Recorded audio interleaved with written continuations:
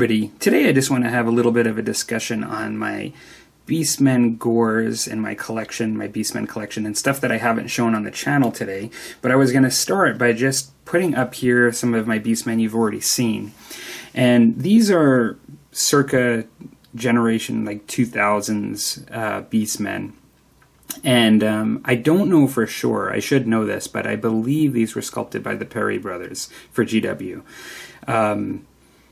I don't actually, a lot of the catalog info, when I look back, they stopped showing the names of the sculptors in their catalogs, whereas in the earlier stuff, for sure in the late 80s and the early 90s, when you look at the catalogs, they show the names of the sculptors on there. And so these are already painted up. I've painted these. Everything else you see today that's painted, I've not painted or it's unpainted, because this is just stuff I'm planning to do for the future. But I have, I think, in the area of 20 to 25 of these, and I've used these in a game of Warhammer Fantasy Battles 6th edition. And I really like these sculpts. I've always really liked them. And I was trying to get more at one point. They're really, most Beastmen sculpts now are really quite expensive to try to get on the secondary markets. And what I thought to myself is, I had this sort of old hammer collection of Beastmen, much older Beastmen than these, that I've been building up, and I'll talk about it in a moment. And part of it is just for collecting purposes only, but then part of it I was always planning on using them in some form of game. And I just thought to myself, why am I trying to get more of these now? I should really just take a look at everything I've gotten with the really old stuff, because in most cases I think they mix in just fine as far as the 28mm. And they're all really characterful, the ones I'm about to show, as well as these ones. I'm happy with all of them. And so I wasn't really planning on doing this video until I at least completed my collection of the Bob Ollie Beastmen that I'm about to show. And then I have some other Realm of Chaos Beastmen that I'm going to show after that too. But I've been looking for years for these miniatures to complete, and I have 29 out of the 30 individual sculpts.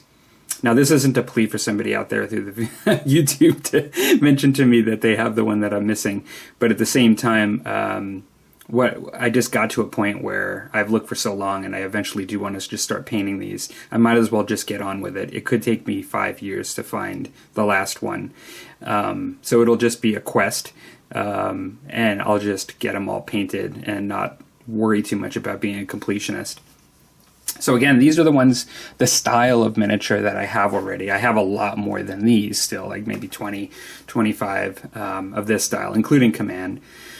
And what I'm going to do is I'm just going to pan and show you the next portion of this video, the Bob Ollie collection that I've amassed. I'll start by just saying that these are listed in some of the catalogs as being around circa 1989. They may have been offered a little bit before that. I know a lot of what I'm going to show today is 1988 to 1989 from this point forward. And I was given a bunch of these, a good portion of these I got from a friend in a purchase locally for a really good deal. And I didn't even realize kind of what I had at the time. I just thought they were really cool, and I picked them up. I knew they were older. And there are, outside of like special edition ones that I'm not even that aware of, but I've heard they exist, there are mainly 30 of these individual sculpts. 15 of them are geared towards the Chaos God of Nurgle, and those are on the left here, these and these three. And then another 15 are meant to be Tzeentch, the Chaos God Tzeentch in Warhammer, specific Beastmen. And that's these here and all of this mass of metal here. I'll show these a little bit more close up, but these are probably my absolute favorite Beastmen that have been produced. And a lot of people, I even have actually some spares back here. In trying to get these, I've oftentimes gotten extras that are doubles. But in a lot of folks like the earlier Beastmen that come before these. There are a lot of great sculpts by GW in the early days of Beastmen, and some of them are just, these are all fairly what I would call ungulate style Beastmen. They're a herd. If you look at, whether it be The Lion, Witch, and the Wardrobe, like the movie, when they have like all the Beastmen, or you look like in a lot of fantasy genres, oftentimes Beastmen are like a ungulate like style herd. Oftentimes, whether they be bulls or deer or goats, oftentimes rams, things like that. It's very popular. I don't know if part of that goes back to the history of Pan and the devil having horns and like all that stuff. It probably makes sense that that imagery was latched onto. But if you go into the earliest days of Beastmen, they were all kinds of creatures. And so they have everything, like snakes and insects and like just every abomination of nature. And I think there's a draw to that, and that's why a lot of the old Hammer folks, many of them like the earliest ones. And I'll show some examples of that today. I believe I have a couple early ones. But despite that, and despite some of the amazing sculpts I'm going to even show after this, these are still the character in the faces of these, and I'll kind of show them up close. They still are my personal favorite. Let me just show you here. When you look at these, I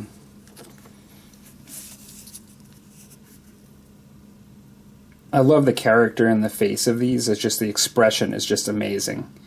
And so these are just really well sculpted. They're really cool miniatures, and I just developed a real liking for them. It's hard to see unless they are painted up the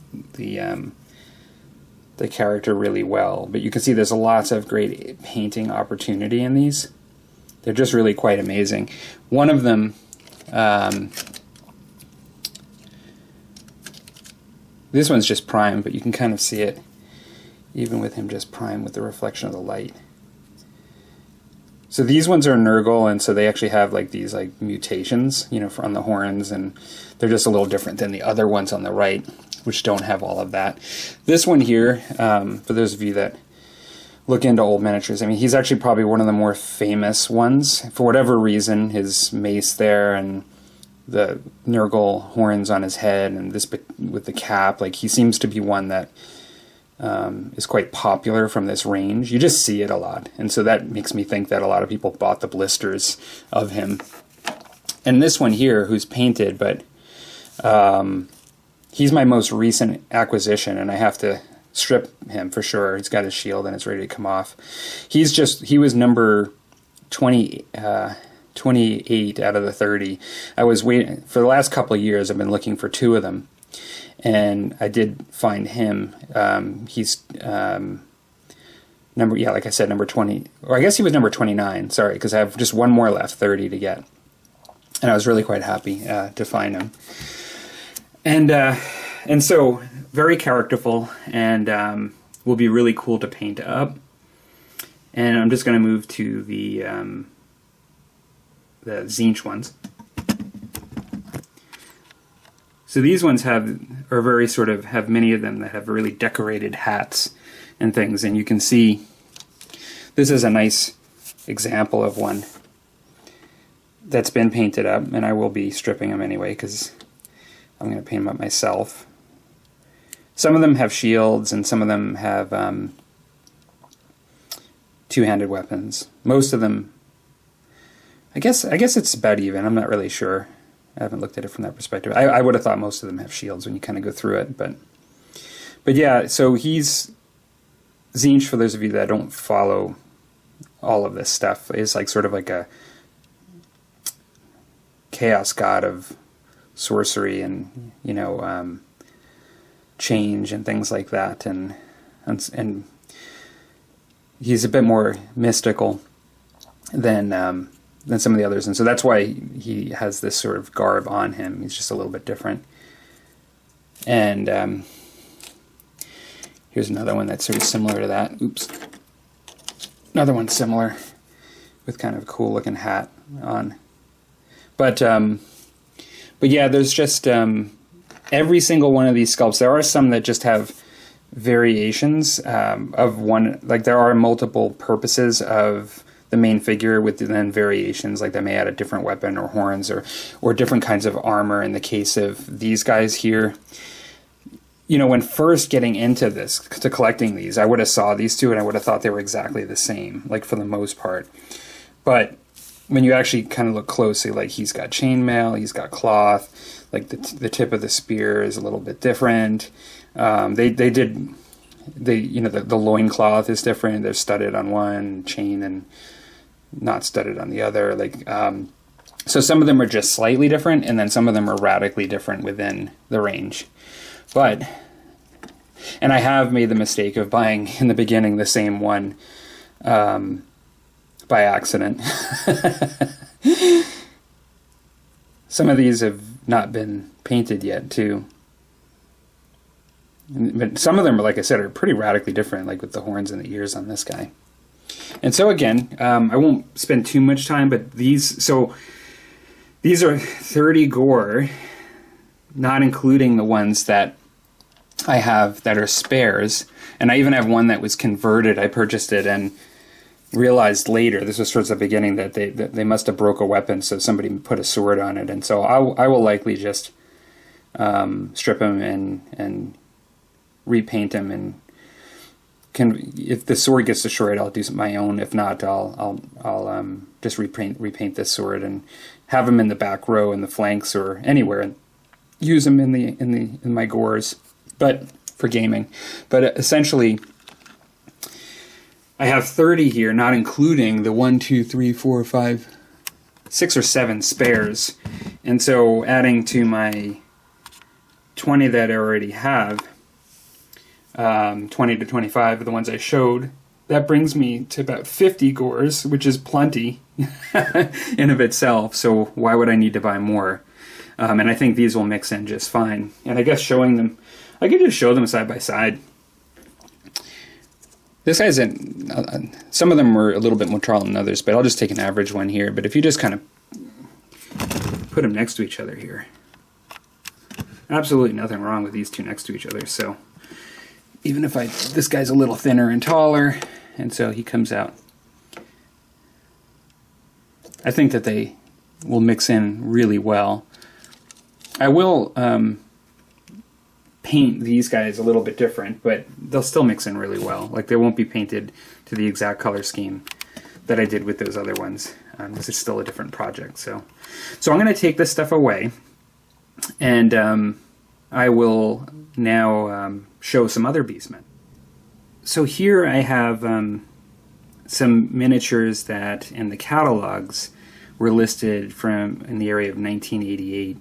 And I have about 15 here, and I have some off camera that I'm going to show here in a moment, some champions and other things. And I have doubles as well of all of these for the same reasons I did with the other Bob Ollie Beastmen. But the way they categorize these, initially I think they had times where they just called them all Beastmen and had them in the catalogs. But then they started to show some of them as being representative of Khorne, who's one of the other chaos gods of the four, and then Slaanesh, another one. And so it sort of gives you options, because really the Tzeentch and the Nurgle ones were the ones that I just showed and that came out later, but then these ones were described as Slaanesh and Khorne.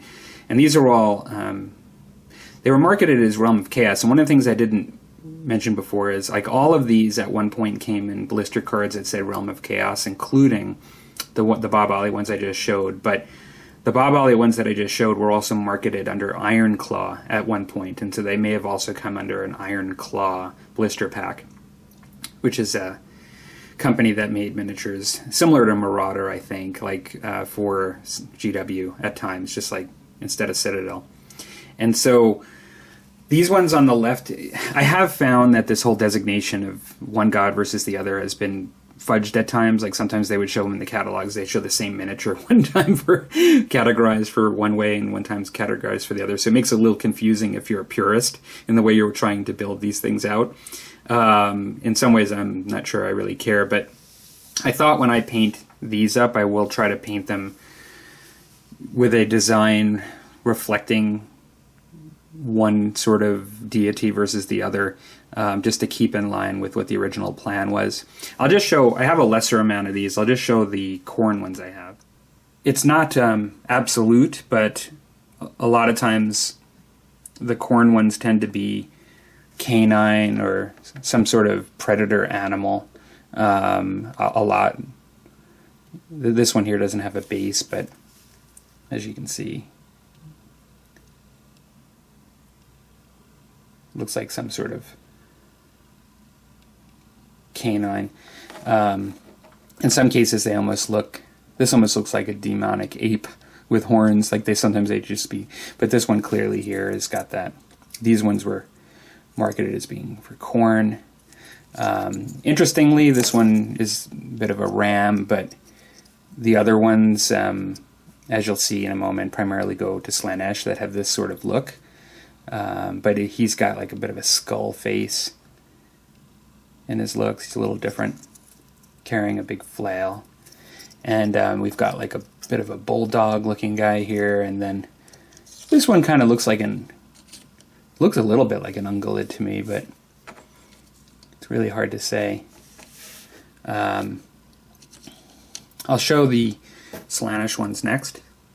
Oh, and I should mention, so these ones in the catalog are listed as they're sculpted by Jess Goodwin and, oh gosh, one second.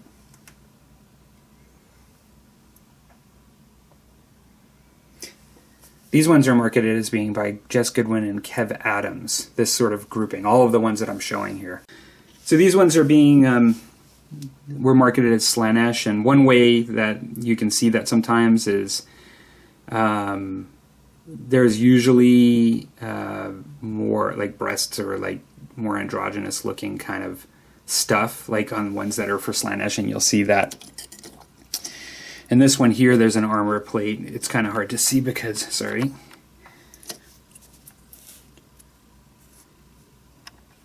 One, he's just primed, but you can see there's a breastplate there on the left. And this one that's white here, that's a unicorn, has it as well, or an actual breast. So that wasn't uncommon. And then this might even be a bit of a precursor, but this has got the sort of characteristic crab arm that you would see in a lot of Slaanesh demons later on. So there's also a fish head one that looks very similar to this that I don't have. That was from this line. But if you look, a lot of the ungulate looking ones, like the rams here, they have like a breastplate on the breast. It's just like an armor plate. This one doesn't, but still was listed as Slaanesh, you know, in the catalog. And so is this one, which I was kind of surprised. He's like a bull. He looks to be very corn-like to me, but he was listed as a Slaanesh Beastman. This one is actually from an older line, I believe. He was an older C-Series Beastman, and I'll talk about that in a moment. Both of these two, for whatever reason, when I was looking into it, I think at one point they were put into the Slaanesh category, but maybe not. I'd have to go back and look. I might have made a mistake when grabbing all my stuff. But he's a bit older, and so is he. I've seen him in a lot of the early, even prior to 1988, Beastmen catalogs, I believe. And yeah, that's basically it. I mean, there's this guy too who's listed as Slaanesh. He's got the breastplate out, or he's got the armor plate on the breast that really overemphasizes it, like talked about. So that's another 15 of another generation of 1988 Beastmen that'll be going in there. And so adding that 15 to what I think I said was 60, I'm up to about 75 gores. This isn't even my best of gores or ungores, but in my Beastmen army. So that's definitely, I think, enough. I can probably stop, unless I just want to start rounding out some of these individual characters. I don't need to buy numbers at this point. I'm going to bring just a couple other things here just in front of these. I'm not going to move this stuff away. I'll just show them up close. I have these three here, which were marketed as champions. And so they're not only the Beastmen line. I mean, they were used for Chaos, I think, as champions, but they're so Beastmen-like that I always thought I would use them as champions within my Beastmen army. Let's see here.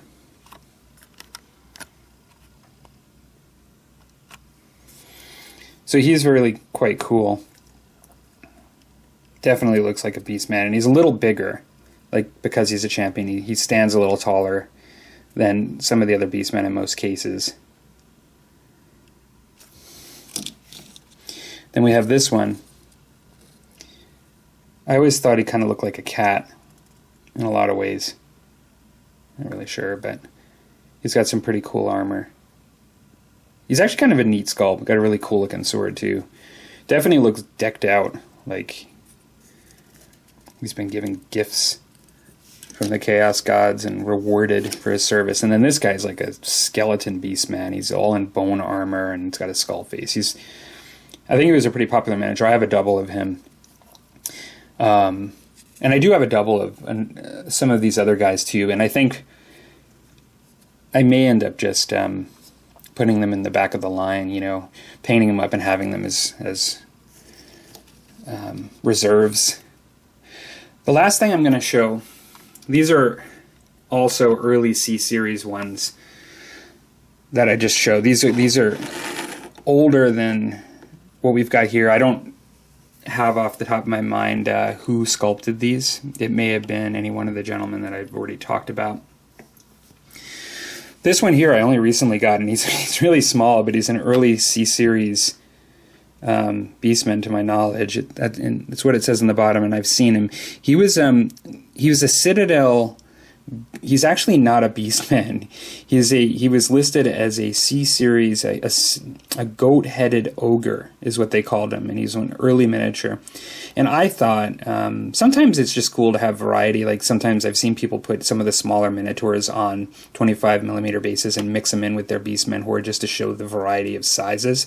And I thought in the same way that even though he's probably about the same size or even a little smaller than an Ungor, that I thought I would just put him in the group mixed in and paint him up just to show that sort of variety, because he's still a cool miniature, but he is kind of small. He's a little bit of a henchman type. So I have him, but these guys here are pretty early. They're clearly off of the same sculpt at one point, where they look to be. Maybe not. I'm not sure. Maybe just sculpted the same way, because the body does look different. They're both hunched and leaning, and these are early C-Series. They're named characters. I don't have them off the top of my head. This one came with a really cool shield. It's got an actual sculpted puttied face on there, as you can see. Really nicely characterful. These are examples of how great the early Beastmen were. Just how characterful they are. He's holding in his hands the chain of basically a Morningstar flail here, and you can see it dropping here by his knee, and he's holding the chain with the other hand. It's just very realistic looking. Another example of how you just can't do this with multi-part models, and I don't want to get in that discussion here, but this is an example of people that have watched my channel where we've talked about this, or on the Must See Wargame, is how you just can't sculpt something like this, or you can't do this easily with multi-part models and have this kind of variety within your unit and the dynamics of the pose. And then this one here, he's holding like a sickle, and he's got to spot for a shield, but I'll have to put probably a shield on him. He wasn't provided with a shield. Again, I'll be stripping this guy and painting him up. Lastly, I don't know if there's any Beastman aficionados out there. I'm not really sure where this guy is from. I've never seen him. He came with a bunch of my Beastmen once, and I probably should take the tab off. He's on a tab and just see where he came from, but he's metal, but I'm not sure that he's Citadel. He might be, looking at him, he might be an off-brand that, you know, and he just kind of sizes up well, but I've never figured out where he was from. So that are my old Hammer Beastmen.